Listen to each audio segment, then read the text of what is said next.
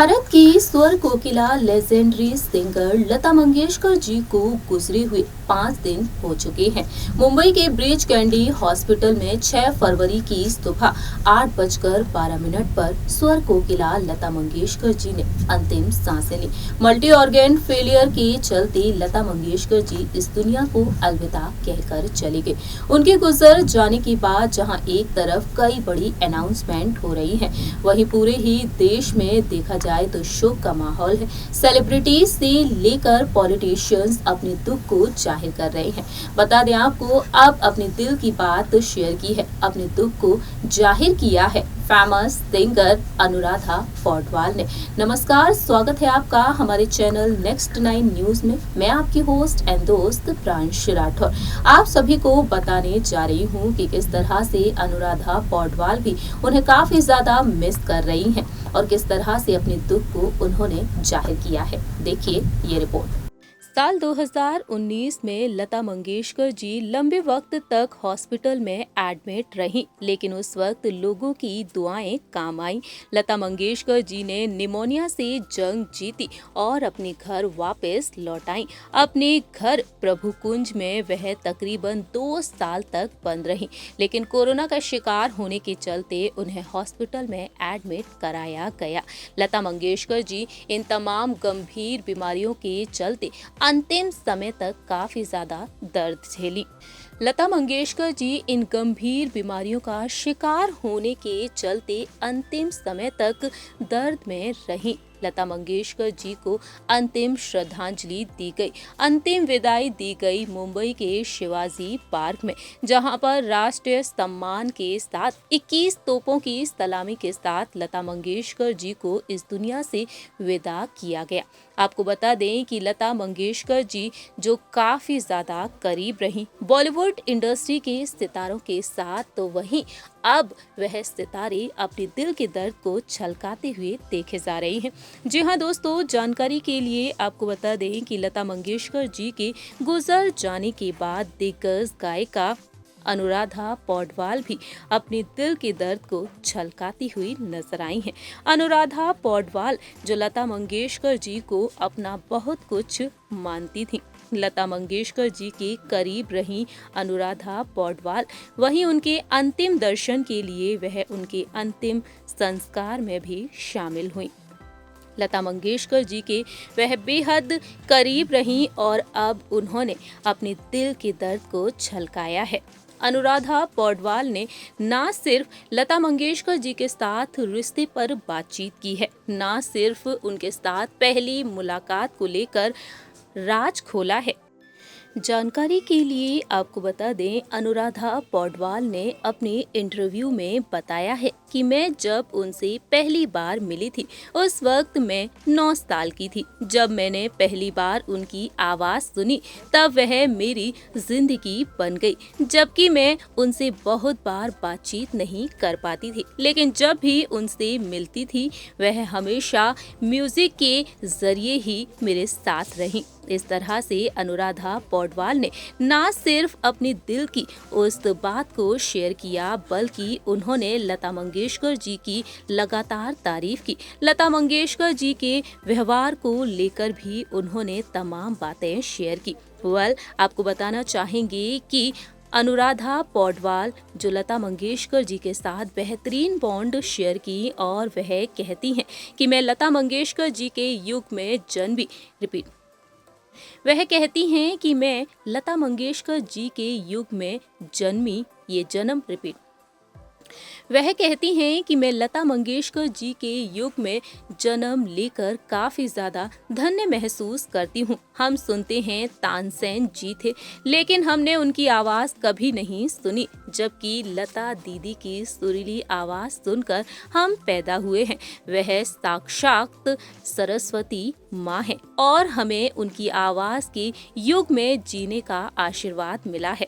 वह एक विभूति हैं और कोई साधारण व्यक्ति नहीं थी। वह ईश्वर द्वारा भेजी गई थी और उनकी आवाज ने दिलों को ठीक कर दिया है और सबसे अच्छी चीज को मानवता के लिए हो ही सकती है। जहां एक तरफ अनुराधा पौडवाल ने अपने दिल की बात को इस तरह से शेयर किया, लेकिन दूसरी ही तरफ अनुराधा पौडवाल ने एक और किस्सा शेयर किया। उन्हें याद आया वह समय जब वह खुद भी काफी ज्यादा गंभीर तरीके से बीमार पड़ गई थी। अनुराधा पौडवाल ने बताया कि कैसे लता मंगेशकर जी की भगवत गीता को सुनकर वह स्वस्थ हो गईं।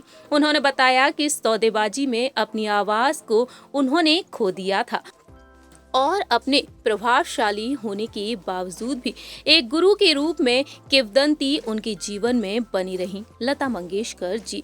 वह कहती हैं कि लता दीदी के साथ एक आध्यात्मिक संबंध उन्होंने साझा किया। कोई अनुराधा को व्यक्तिगत रूप से नहीं मिलना था, लेकिन उनके संगीत में वह रहा करती थी।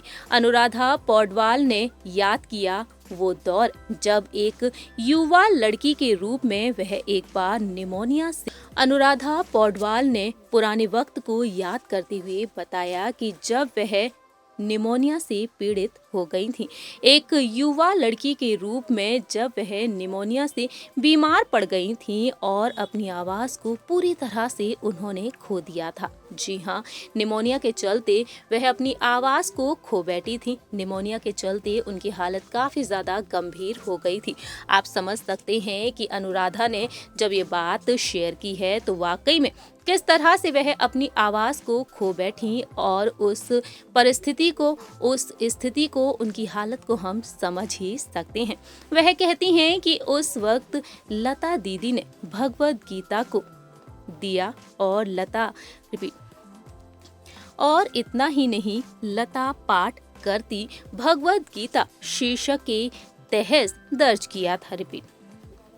और उन्होंने बताया कि उस वक्त लता दीदी ने भगवत गीता को मुझे दिया। वह लता दीदी जो पाठ किया करती थी, भगवत गीता शीर्षक के तहत दर्ज किया गया। सिनेमा में इंडस्ट्री में देखा गया कि 25 साल पूरे होने के उपलक्ष्य में एक ट्रैक जारी किया गया था। बिस्तर पर सीमित होने के कारण अनुराधा पौडवाल ने उस वक्त को याद करते हुए बताया कि उन्होंने लता दीदी की भगवत गीता को सुनने में ही अपना समय बिताया।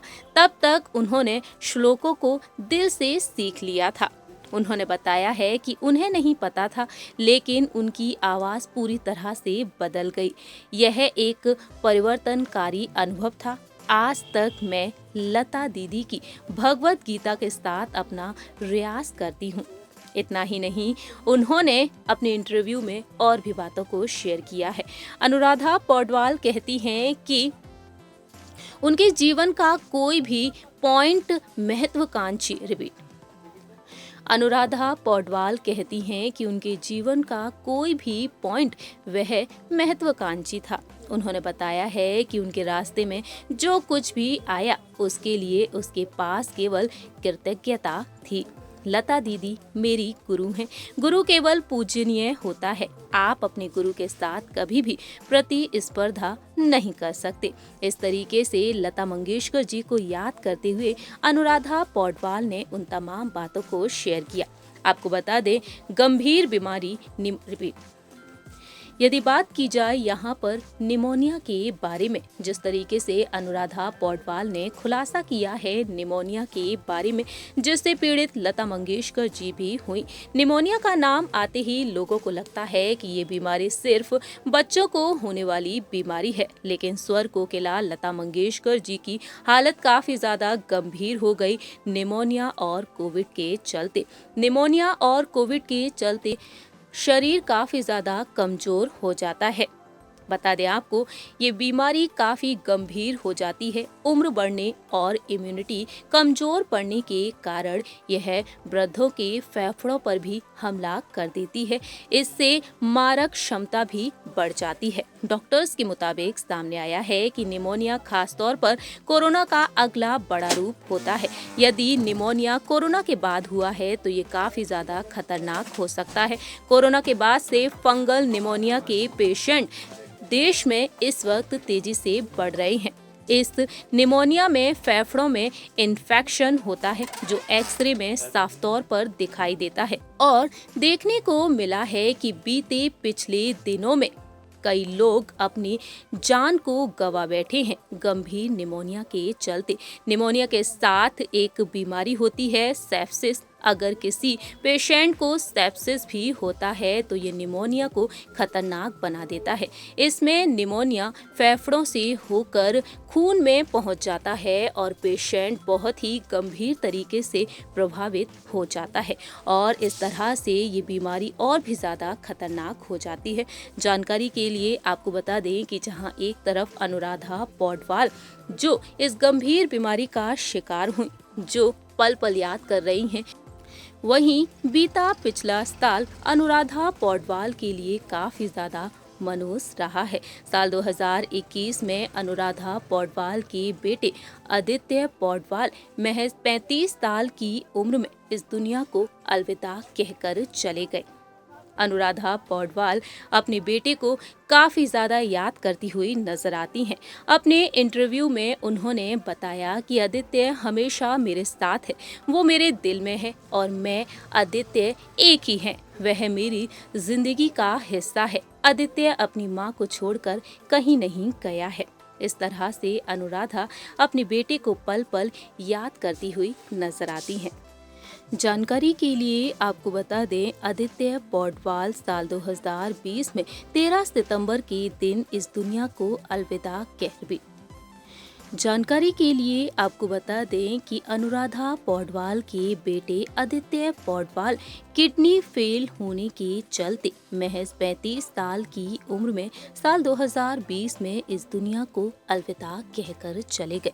अनुराधा पौडवाल के लिए बीते साल काफी ज्यादा दर्द भरे रहे हैं और अब वह धीरे धीरे अपनी लाइफ में आगे बढ़ती हुई दिखाई दे रही। आप सभी ने देखा जाना कि लता मंगेशकर जी को वह पल पल याद कर रही हैं। अनुराधा पौडवाल भी लता मंगेशकर जी के अंतिम दर्शन के लिए पहुंची थी, तो वहीं लता मंगेशकर जी को वह पल पल याद करती हुई देखी जा रही हैं। इस रिपोर्ट में इतना ही। तब तक के लिए आप देखते रहिए नेक्स्ट 9 न्यूज।